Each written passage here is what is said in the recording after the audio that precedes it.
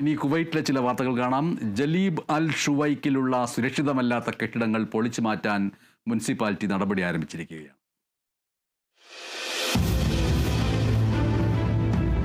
മുനിസിപ്പാലിറ്റിയും പൊതുമരാമത്ത് മന്ത്രാലയത്തിന് കീഴിലുള്ള government centre for testing, quality control and research എന്നിവ കെട്ടിടങ്ങൾ പൊതുജന സുരക്ഷയ്ക്ക് ഗുരുതര ഭീഷണി ഉയർത്തുന്നതായി കണ്ടെത്തിയിരുന്നു.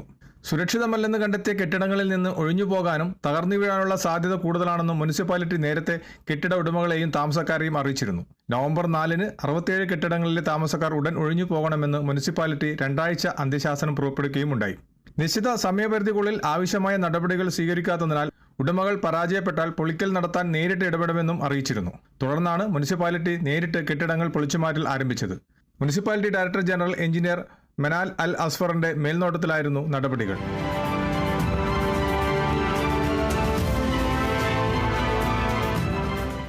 കുവൈത്തിൽ നിന്നും കേരള വിഷന് വേണ്ടി IV സുനേഷ്, വെങ്ങര.